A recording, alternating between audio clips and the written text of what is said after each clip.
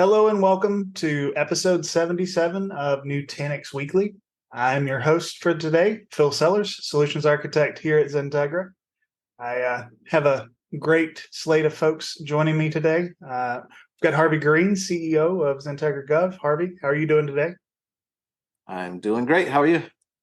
Hanging in there. It's a Monday, but we're almost to the point where we've survived the Monday. Yes. So got It's our friend. good to cap it off this way. Yeah, it's a good way to cap it off with some good friends from our Nutanix team. We're joined with Jirah Cox. Jirah, how are you? Philip, good, man. Happy Monday.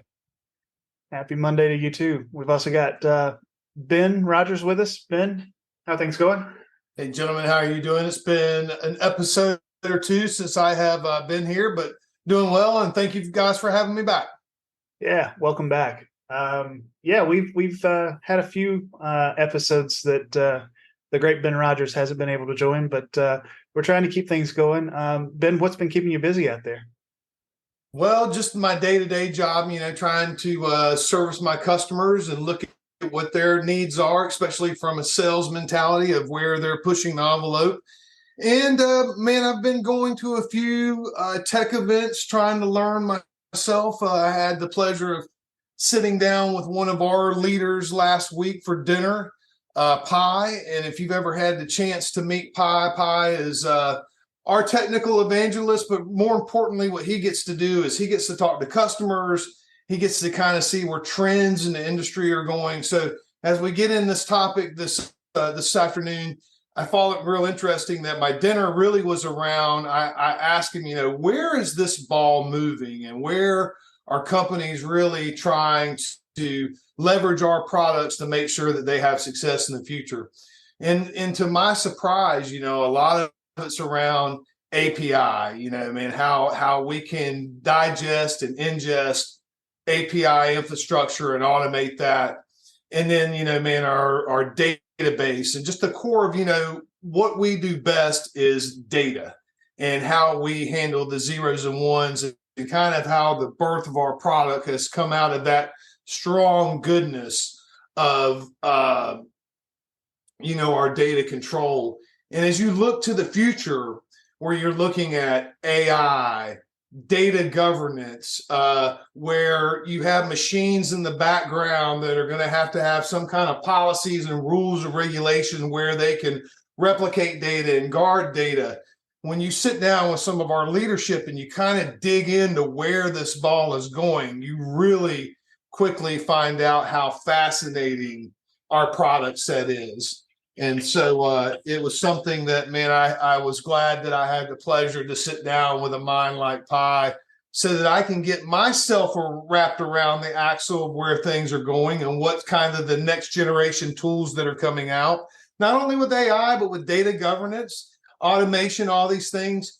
And you really begin to be thankful that you work for a company like this that's kind of tackling these next generation problems and putting some sense around it. So, kind of wanted to do that as a trailer of our conversation today, but also, what have I been into? And a lot of what I've been into is trying to make sure we're meeting our customers' goals today, but understanding where our customers are going, and better yet, understanding the technology that our company is developing to meet those goals. Yeah, Harvey. Long-winded answer, but there you go. Harvey, it reminds me of a conversation we're having with a research organization along with XenTegra. It is about the data. It's about data sets and being able to automate those data sets. I mean, you're looking at how we can use Nutanix in those ways. Anything that you'd want to tag in there as well? I mean, plenty. If we keep going like this, we'll never get into it. But ultimately, the conversation that Ben was just having around it being about the data, very much so in the category of research and making sure that things are secure, but also enable the users to go and do what they need to do around the data and pulling insights from the data. So there's a whole lot that goes into that, but I won't belabor the point. I'll let you get in there. Yeah, I mean, it is a lot of things. It is the security aspects of it, which Nutanix can deliver on. It's the access to the data, which Nutanix can deliver on. And then it's also, just the ability to be able to decipher and run workloads around that data that help us solve really interesting problems for customers. And I think that's the huge win here, is that it is a full breadth solution that we can present and be able to really drive value for research organizations, healthcare organizations, universities, things like that. So pretty stoked about it. Yes. I do want to go ahead and throw in our tagline, a little bit of an advertisement here at the front of the podcast. This is new for some of our podcasts, but really what we're trying to do here at XenTegra is podcasting with context. That's why we love the conversations about what's going on in the real world, what our customers are asking for, how we're using the technology to be able to deliver great solutions, great outcomes for our customers. And that's the difference. We're taking an article, a blog post, but we really want to wrap it with that context of how we're leveraging this in the real world. And on that same note, if you're working with a partner that is not giving you that kind of advice, that's not really giving you advisement, then maybe you're working with the wrong partner. And we'd love a chance to talk with you. So that is our shtick here at XenTegra. We're trying to bring real world experience to our customers. We're trying to add value to their world. So if you're not partnered with a value-added reseller that is doing that sort of activity and adding value to your world, reach out, give us a call. We'd love to work with you. So that's the end of the ad. Today, Jirah, you've brought to us a blog post for delivering enterprise-grade edge AI and ML with Nutanix. Why did you choose that topic today? I think it's exciting. I think it's super. I shouldn't say exciting again. It's it's top of mind, right? So it comes up in a bunch of conversations like that I alluded to there, right, around more intelligent workloads running at the edge, right, for really customers in tons of verticals, right, no matter what you do. All the fascinating stuff, all the good data comes from out there. So what do I do with it there? What do I send back to HQ, into the data center, to the cloud?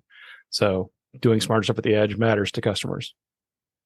Yeah, it's sort of like a sorting activity, isn't it? I mean, you've created so much data out at the edge. I think about cameras, video. There's so many hours and hours of video data created in stores, out on the highways.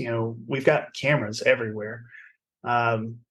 Backhauling all of that data, storing all of that data, it's kind of useless. You need something to help you make sense of what's valuable and then transmit that back to somewhere for long-term storage. You don't need to see 3 hours of nothing happening on the roadway. Well, completely, right. And the edge is where you kind of act on it, right? You change what a sign shows to steer traffic differently. You send someone a message on their app that, hey, you just walked past the green beans and they're on sale this week. And maybe I know that they're on your shopping list or something like that. It gets creepy at some point, but like better data. I was going to say that's kind of creepy. I mean, it's Thanksgiving, right? Green beans should be on all of our shopping lists. So yes, I had good odds on that one. Yeah, having an associate respond to, someone who's dwelling near the high dollar TVs or something like that, right, is where you have to act. So then can we make those smarter decisions more locally and have less data to drag over the pipe each way to get analyzed and acted on? Absolutely. Ben, as you talked with Pi, you had a great conversation about the way that Nutanix sort of sees the world and the way you're approaching these problems. As we kind of dive into the topic, what sort of stands out from that conversation that you'd want folks listening to know? So it was interesting because I will be the first to admit I'm not an AI expert. I know enough to be dangerous and to have a limited conversation. So that's kind of bugged me. We've got this GBT in a box product. I want to make sure that I'm talking about it effectively, and that I can my customers trust that I've got their interest at hand. And the thing that Pi really explained to me was that a workload is a workload is a workload. So I understand the basic concept of our HCI products, how our clusters work, how workloads runs on that cluster. So the first thing he said to me is, don't overcomplicate what the workload is.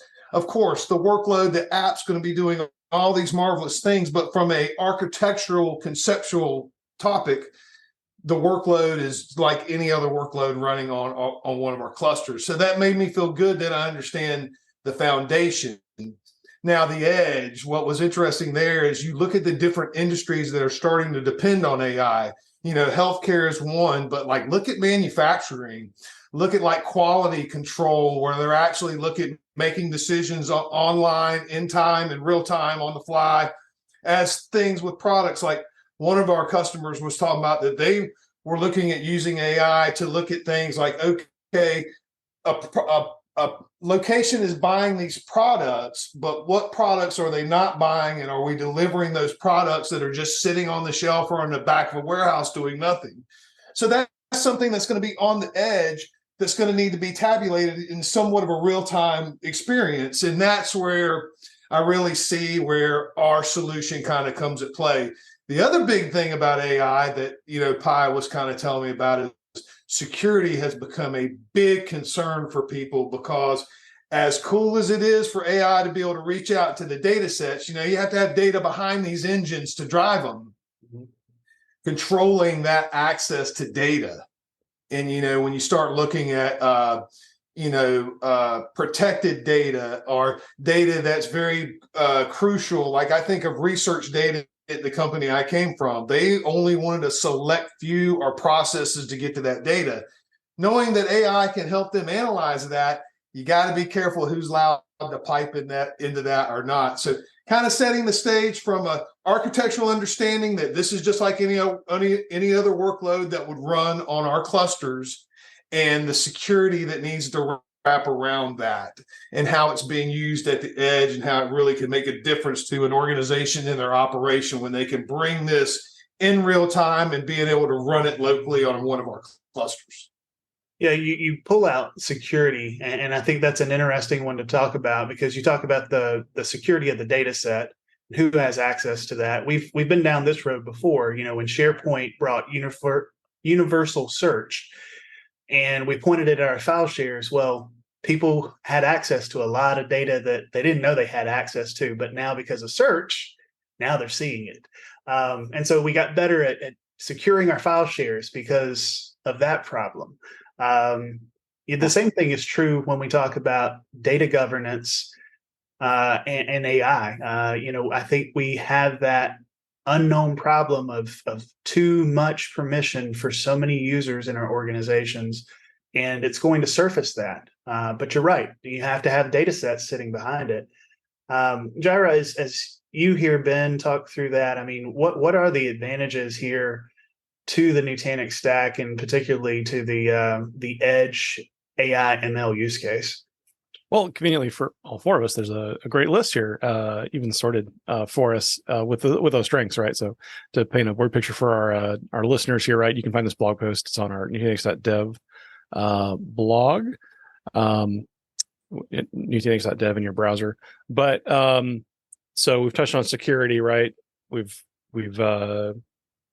understood that for a long time, that it's an inherent strength of the platform, the way that we ship our controller VMs, which run the storage fabric, the control plane, and of course, even the hypervisor, when you pick our hypervisor, all in a secure fashion. So if that one's been thoroughly covered, let's touch on form factors, right? So since we're just a software-defined solution running on a wide array of hardware, right, of all shapes and sizes, this means we can even reach down for stuff that is tiny and more convenient to run at the edge, right? So we don't necessarily need to ask customers for 4-post racks and 220 power, right? We know that at the edge, it needs to look like an edge-sized solution. So since we just run on software, we can certainly offer that as well. Yeah, I love the call out here for the Lenovo HX 1021. It's a little baby server. I mean, it looks almost like a blade server. If you're familiar with what blades looked like, when they were first introduced, decade, 12, 15 years ago. But it's a full system, and it's purpose built for the edge. So it's a really cool form factor that I'm a huge fan of. I went ahead and just kind of pulled it up here. I don't think there's a photo. Oh, yeah, there is. Yeah. So if you're watching the video on YouTube, you can kind of see a photo of it. But it's definitely a differentiated form factor in my mind. That little box is freestanding. In some ways, it's like the guts of a really beefy laptop, right? So yeah, a couple of extra SSDs, a couple of extra NIC options. You could hang it on a wall. You could. They often show them with these things all stand up like books with bookends, literally holding them together. So that's what I was going to say. It looks like a book. Neat form factor. It's not much bigger than the size of a keyboard, honestly. Was up at Lenovo headquarters. They've got a petting zoo where you can touch all these things in their headquarters. It's about the size of a full-size keyboard. That's about the size we're talking here. And that's the power of software, right? I mean, you point that out, Jirah. It's able to adapt to the use case. And you think manufacturing has been mentioned. I mean, quality control, all sorts of different places that you can apply the workload. As we go through the rest of this list, it's talking about workload resiliency, multi-workload support. That's all table stakes for you guys. HCI gives you that great substrate to be able to run, any sort of a workload, including containers. And that's where we come to a conversation about Kubernetes, which may be a little bit foreign to people listening. We've talked about it a couple of times here on the podcast, but I mean, I guess it doesn't hurt to kind of take a step back and talk. What are Kubernetes? What is that technology all about? Jirah, sure. I mean, at its heart.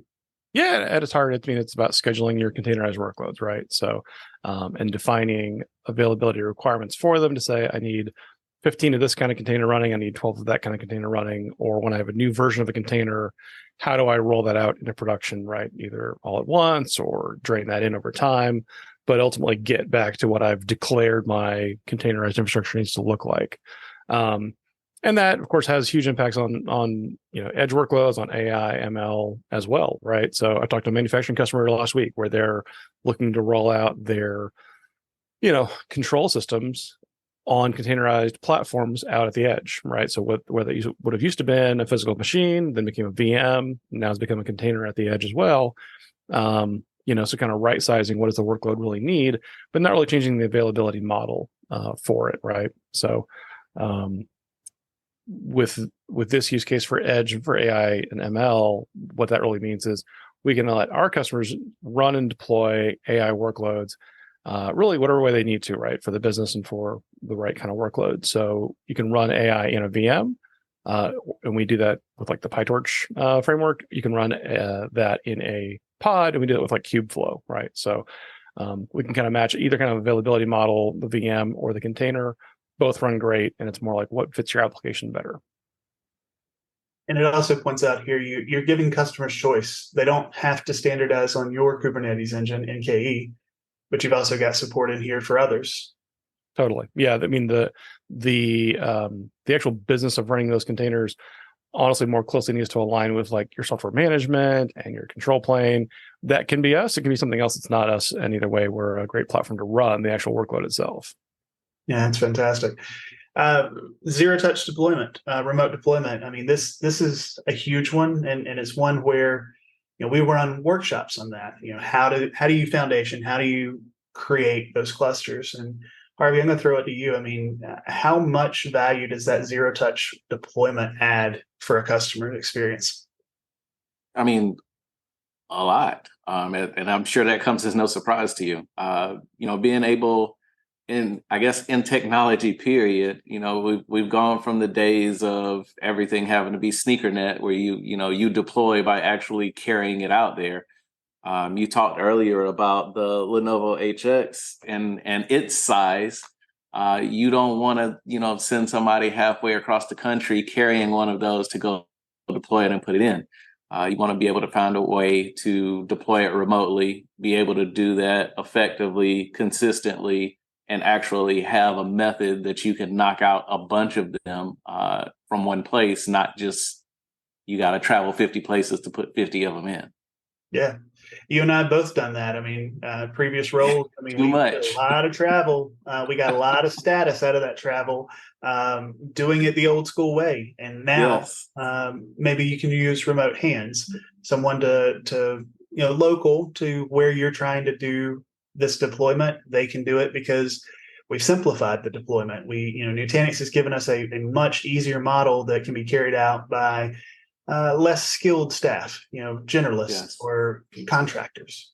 Yes. Well, there's also plug in the blue to the blue, the green to the green, the red to the red, and send me a message to let me know it's there so I can check to make sure it's done. Absolutely. Well, and also what makes this key, man, is consistency. You know that everything's being done the same way every single time, every single site. Yes.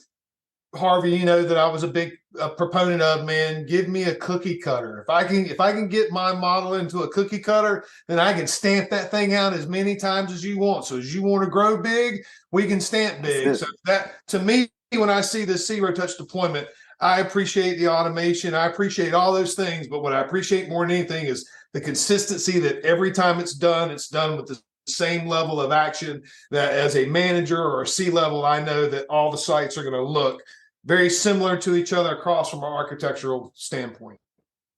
Absolutely. Yeah. And it's not just day one, right? I mean, it also applies to, day 2, day 90, having to grow a cluster, having to increase resources. You can also do that with zero downtime. No need to take a service, a cluster out of service and make changes to it. You can just add a node. That linear scale is a huge value proposition here. Now, I am going to throw out a bone to my conversation with Pi. We're talking about AI and ML in our clusters, but really you're still talking about the Nutanix story. Mm-hmm. I mean, not to downsize the AI ML conversation, but again, when I first started talking to Pi and I was talking about artificial intelligence, I was really like, I'm scared to talk about this. And he reassured me that it's just like any other workload. So for Nutanix customers, our future Nutanix customers, again, we're treating AI and ML workloads just like we would databases, VDI, any other. All the rules still apply to these workloads, even though they're doing, artificial intelligence in the application set. So that gave me some comfort. And as I'm going through this list, his words are ringing out to me going, it's just another workload. Yeah. Yeah. And I think that's important to understand. It's a different kind of workload, but it is still just a workload in the sense of the infrastructure underneath is still standardized. There are a couple places where you're doing interesting things, like, support for storage on Kubernetes, containers, persistent storage, those kinds of things, right, Jirah? I mean, there are definitely places where you're also adding value to that story. Oh, 100%, right? So the apps of the past, right, ran on physical servers, then moved to VMs. Apps of tomorrow are going to run on containers. And parallel to all of this, the mainframe is still not really dead, right? So, shifts happen over a long, long time in the industry. And that's the beauty of the platform that can run more than one thing at a time, right? So, for some customers, I typically kind of tend to set a high level filter on the conversation around the apps that you develop in-house have the most chance in the next 3 to 5 years of running in containers because you control the source code, you have autonomy there, right? The apps that you purchase, right, or purchased and just given to you to run, the least chance, right? Those things, of course, are probably going to stay in VMs for quite a long time. The support model might even dictate that. So given that there's some kind of blend here, right, that's not 0, 100 or 100, 0 for most customers, how do we solve this, right? Well, you probably would luck out by having an infrastructure that can do both at once, right? Because you don't want a silo for just your containers and a silo for just your VMs. And then, hope I got the blend right there. Like this can just be one platform that runs the entire business. And as that ratio changes over time, right, probably hopefully growing more on the container side, shrinking on the VM side, but maybe not. Then, of course, the platform adapts there along with you. So there's a great visual here, and I know the people listening can't see this, so definitely go out and take a look at the blog post. But Pull over safely to the side of the road. Yeah, we will talk through this just a little bit. The model here kind of presented is deploy in the cloud, fine tune it, then run it on premises. Why that approach? So usually the AI training is where most of the horsepower is needed, right? That's why certain GPU stocks are where they are today, right? Is because that's a very GPU heavy activity, right? For the initial training and development of the model. Some of these models even come sort of like, let's say, like pre-trained, or they're at the 90% mark when you install them, and then there's a couple stages of like refinement and then also execution, right? So maybe there's a tailoring it to maybe your customer data, and then actual execution for doing the actual AI work, right? What are we going to be generating here, right? Are we sampling or inferring customer sentiment over a voice call? Are we, writing better KB articles? Are we supporting a chat bot to give better answers there? Are we watching, we talked about it here on this conversation, watching camera output to say, let's infer some intent here and dwell time in space, whether that's, helping out with self-checkout or people in aisles or traffic on a highway or whatever.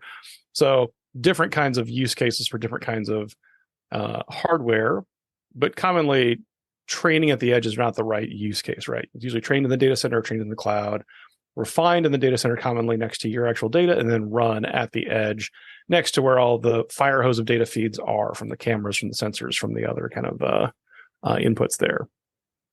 So make it smart in the cloud with the biggest data, and then apply it to the edge and try to get the best insights out of the edge. 100%. So we are talking that retail example. The blog post goes on to talk about that. What can we learn from this example? The sound of me reading only slightly ahead of Philip here to all of our listeners. No, it's so curveball for Jirah. Sorry about that. Happy end of Monday to everyone out there. No, this is it calls out a great use case here for this customer. This example is a retailer with, say, 2,000 stores. It talks about the reality, right, that they're not maybe all identical, right? So 700 of them or so is what this calls out. A chunk of them, right? Let's say 700 are way larger, higher revenue, right? They're probably more tier 1 stores. You might have more that are also tier 2. But this means that your deployment on Nutanix at the edge can actually look like the real world, right? Where they're not all the same, but managing them does not mean living in two camps, right? I don't have team A and team B, or silo A and silo B. This is just all Nutanix, whether it's going to run containers, whether it's going to run VMs, whether it's going to run both, have GPUs, not have GPUs, be running VMs or be running AI workloads, right? All that standardization of how do I deploy it rapidly at the edge? How do I support it? How do I enable my team to deliver it to the business and productize it? All gets standardized, all gets repeatable. Yeah, ultimately kind of leans back to what Ben was talking about earlier. You have the infrastructure set up, you manage the infrastructure, and you let the workloads be the workloads. It's just another workload. And it's just another data set at the end of the day. We talk about the power of the Nutanix platform, and it really is around data portability. It's around being able to move that data easily between systems and get the most value out of it. And again, that rings true here in this conversation. You have the same data services underlying it, so it's easy to get that data back into a centralized place and make use of it there as well. Yeah, no matter what you want to run, right? VMs or containers, it's not an either or choice, right? It's a both and. It's a what's right for you, right? It's a when the waiter says creme brulee or bread pudding for dessert, right? It's there's not right or wrong. It's personal preference. Absolutely. Well, I mean, that's what's neat. I know the viewers can't see this, and I definitely invite them to go look at this on the webpage. But if you look at that picture there and you look kind of at the stack, Nutanix AOS is the base. I mean, that's the base of the platform for anything you're going to do with Nutanix is AOS. That's the base of this platform. So not to drive pies words into the ground, but again, man, our basic offerings or what's covering us being able to do this. So if you're running Nutanix load, you already know what the goodness is of running AI in Nutanix world. If you're looking at Nutanix, we're AI enabled and ready to jump in that arena with you securely. And, man, we're looking at putting some of these tool sets in the cloud. One of the conversations that I had with Pi, not to get too far futuristic for us, is, man, our CVM is building more intelligence into it. And the CVM in certain cases in the cloud is being repurposed because it no longer has to talk to the hardware like it used to. So security, data governance, man, looking myopically at the data of what's going on are all things that we're building inside of our CVM. So more goodness to come. But again, it just fits into what we're doing today and where our roadmap is going.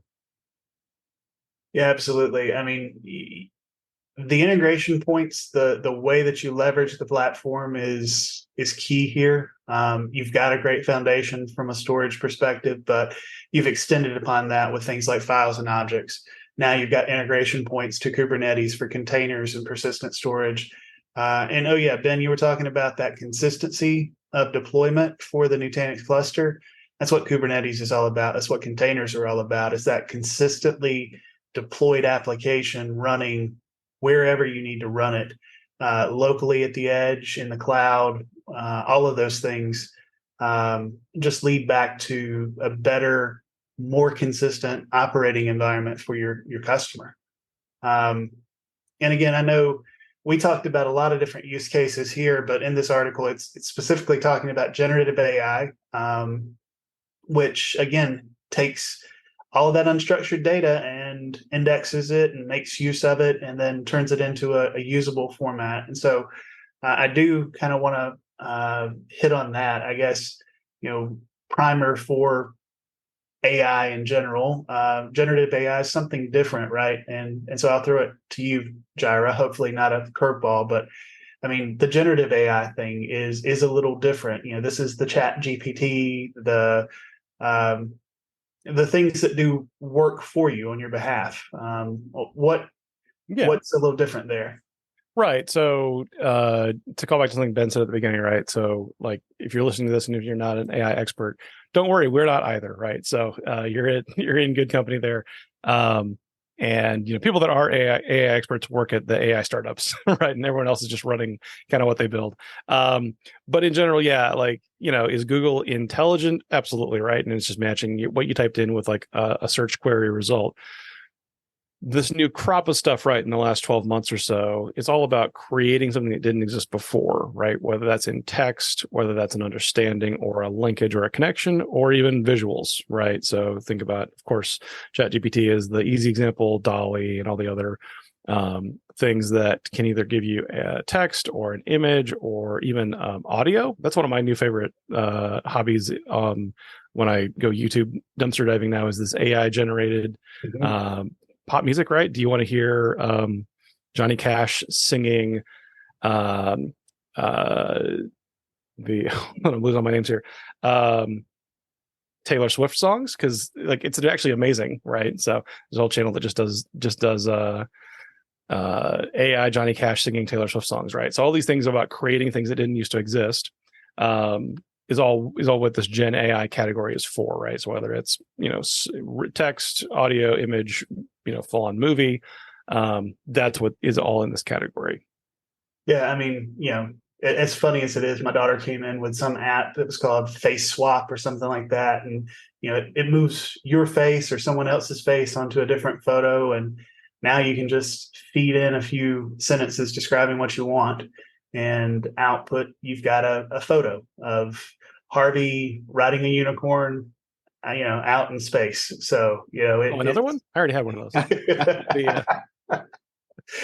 This is where I start turning into the old curmudgeon. Like, I don't like these things. It's got to be your Christmas card, Harvey. I want to see a Christmas card of you riding a unicorn in space, my man. I can see it now. We've been touching on like the real world use cases for actual businesses for these things throughout the whole podcast, right? Around, hey, I have camera data, but what's the part of my camera data I want to go act on, right? I've got customers that are sending me emails or chats for customer support. How do I get those people an answer faster, right? The customer experience matters more than anything these days, right? So getting your customers to a better experience, better answer faster, really gives your company a competitive edge, right? So what this does is this helps our customers, right? People that we at Nutanix, people at XenTegra talk to, go and talk to their line of business owners and say, we can now give you an AI platform to get there faster, right? That doesn't just involve, hey, go to public cloud, rent forever. And if your edge site loses its internet connectivity, it's SOL, right? We're like, hey, there's a new way to do AI here that actually can work disconnected, is easily manageable. You can run it in the cloud, but you probably want to run it at the edge actually for faster answers, without needing a small army of folks to manage all this. Yeah, I mean, from prior job, this has been probably 9 years ago. Yeah, I found it really interesting that we could put cameras in a site and it could count the number of people, the foot traffic coming in and out of a location. As a retail person, you want to know how much foot traffic do you have in your sites, and it's only gotten better since then. So now I know there are stores that are looking at and analyzing their layout. Where do they have hotspots? Where do people stop? Where are they attracted to? And all of that data goes back into designing better experiences that drive better outcomes for each of those businesses. So it's a huge upside for companies to start looking into ways to leverage AI and the data that they have. They may already have that security camera data. They probably already have lots and lots of cameras in their locations. Now, you can actually put that to valuable use. Yeah, they went from how much foot traffic are we having every day to why is Phil in here buying beef jerky 3 times a day? I mean, like for us on the sales side, it's helping us tremendously because they're now doing AI and they're looking at, what are customers buying, what are trends in our product portfolio. I mean, it's really helping us as a company go, okay, what products are really landing with our customers and what as a sales team should we be out there talking about? Sales gets to be a dirty little word, but some of the things that they're doing are really allowing our company to address our customers' needs. And so, man, AI is coming everywhere, but in different verticals, it's used different ways. I've already seen it affecting my vertical, and some of it's cool, man. I look at it and go, that's pretty killer. Now, there's the whole dark side, and we won't go there, but there's always 2 sides to every coin, my friend. Yeah. And I may have talked about it on this podcast, but I think it applies here. There's a fast food retailer who transitioned during COVID to using an app for orders. And the outcome for them was being able to have that data, know more personally what people buy more often, target things, to drive additional sales, but also know where they need additional capacity, more drive-through capacity, more people working, what time of day, staffing, all of those kinds of things is outfall of being able to have that data. I guess the underline there is data is king. That is the end all be all for us is data. And, the businesses that are going to succeed in the future, they're the ones that know how to leverage that data and differentiate themselves using it. Well, guys, I think this is a great place for us to stop. I really appreciate the conversation. It's always great to have a chat with Ben, with Jirah, and with Harvey. We appreciate you guys joining us today. And anything you want to share before we wrap up? Last words? I appreciate you guys letting me be here. I know I missed a few, and thank you for having me back. And great conversation. Thank you for having me. Yeah, always great to have you, Ben. This is probably a poor reflection on me as a podcaster, but no, I can't think of anything to plug. So everyone have a great week. Yeah, everybody have a great week. Thank you guys so much for joining us, and we'll see you on the next Nutanix Weekly. Have a great afternoon.